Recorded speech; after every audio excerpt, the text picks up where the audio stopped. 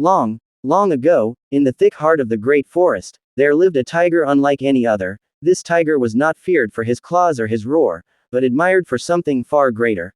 His gift of cooking. He was called Tiger Tigris the chef. Every creature of the jungle, from the proud elephant to the tiny firefly, knew that when Tiger Tigris stirred his pots, the air filled with aromas so sweet that even the stars bent low to watch. One day, word spread across the land. The Moonlight Festival was coming, the night when all animals would gather under the glowing moon to dance, sing, and share meals that told the story of their tribes. Each creature had to bring a dish that carried their spirit. The parrot promised a fruit salad of rainbow colors. The monkey planned sweet bananas roasted in honey. But Tiger Tigris stood tall and declared, "I shall cook the food of celebration, the dish of unity, the meal of rivalry and pride."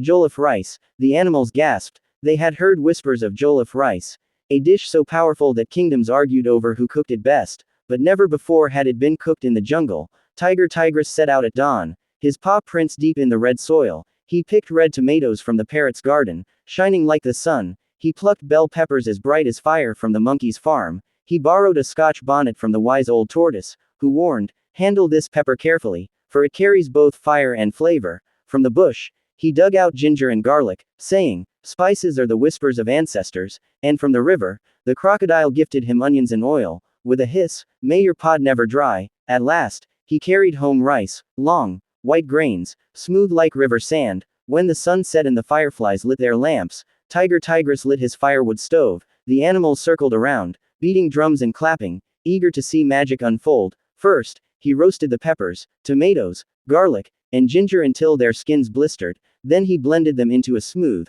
red sauce. Into his great black pot, he poured oil, sizzling like a rainstorm on leaves. He added onions, stirring until they turned golden. The jungle echoed with the crackle. Then, he poured in the blended sauce, and the pot hissed like a snake. He added tomato paste, thyme, curry, and bay leaves, little leaves that carried old secrets. The air grew heavy with aroma, and the owl whispered, "Ah, the smell of memory." When the sauce thickened, Tiger Tigris poured in the rice, each grain diving into the Red Sea. He added chicken stock to carry the flavors and covered the pot. "Now," he said, "we wait, for jollof rice teaches patience. It is not cooked with speed, but with love." As the rice cooked slowly, the animals sang. The tortoise tapped his shell like a drum. The parrots sang songs of the Wolof people of Senegal, who first gave the world this dish. When the lid finally lifted, steam rose high into the night. The rice was red as sunset, smoky as firewood, and fragrant as dreams. Tiger Tigris served the jollof rice with grilled chicken and sweet plantains. The animals ate until their bellies were round.